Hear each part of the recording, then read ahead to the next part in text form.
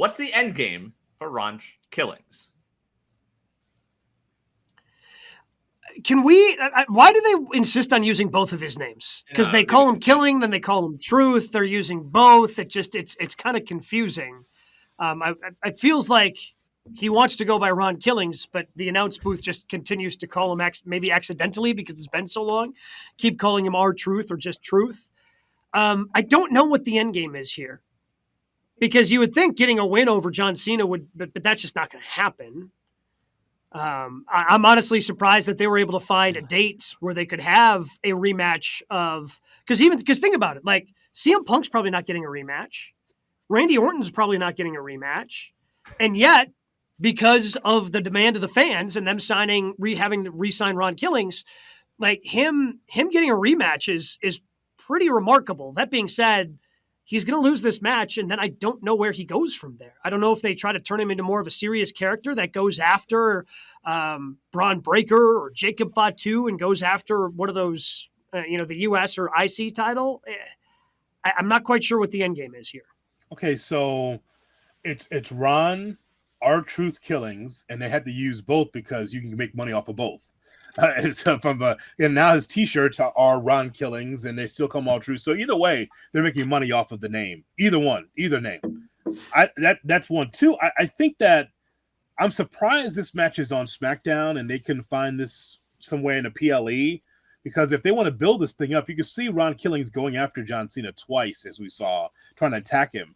And so to me, I think, God forbid, you're trying to protect a 52-year-old, but I feel like Ron Killings is going to win by disqualification, like some kind of schmaz, some kind of interference. John doesn't have to beat Ron Killings twice. Didn't have to.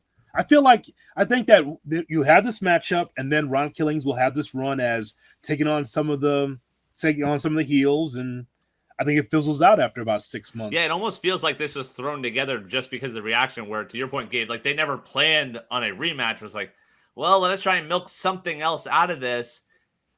I feel like this is almost the end of the line. Like, they got the initial reaction, they got the surprise at Money in the Bank, and he borderline character-wise seems to be doing almost split personality stuff right now, to where I feel like in 3 months we're back to comedy R-Truth, where he's R-Truth, he's Ron Killings, he doesn't know who he is. I think that's the point, because when we see his promos, he goes, "I'm driving now." He just somehow he found a secret link to Busted Open and just went in and just talked to LaGreca and like Natalya out of nowhere. He goes, "I'm driving now." He looked like a lunatic. I'm like, okay, so it's both of you. So it's the funny guy and now Ron Killings, and somehow these two will meet in a character development at some point. And this one, correct me if I'm wrong, is also non-title. Which makes the Goldberg part even more baffling. So now that's 2 matches they've had. They're both non-title because it doesn't need the title, but like at least put the title up for grabs and do something with that.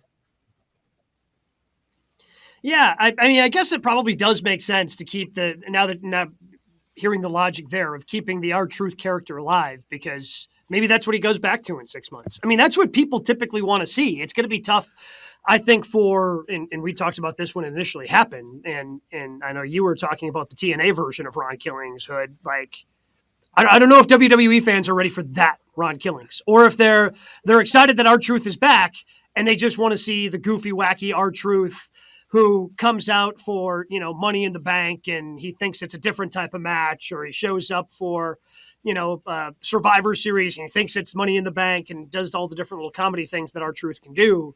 Keeping that character alive so you can pull that escape hatch and he can just fall back into that character might ultimately be the plan in the long game for R-Truth. But of course, going after John Cena right now, he needs to be Ron Killings for it to make sense. Yeah, I have no problem with Ron Killings asking the company, can I just be me? Can I just have a run as me from 19, 20 years ago and just see how that goes?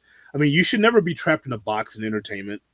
I think that perfect example is like the New Day. When the New Day first came together, they were hated because like these guys are just so over the top trying to be baby faces. And they were for a long time, the Bootios and everything else. Oh, I love that because they're funny. Look at them now. I mean, they're tag team champions and they've kind of gotten into their bag. Same thing with Naomi. Naomi, another perfect example of someone that was always a baby face and now turning heel. She gets Money in the Bank and people believe in her more than ever. So, and I'm not saying that as the direction for our truth, but sometimes you just want to be able to branch out. Another perfect example is Cena. After all this time of being a babyface, so sometimes you just want to have fun and just do something different with your character. I just feel like they didn't this is so unexpected, even for the booking, that like they don't know what's next. It's like, well, I guess we could throw another match together. Like Saturday night's main event was probably a Cena request. I feel like Shawn Michaels sort of hinted at that to us when we had him on.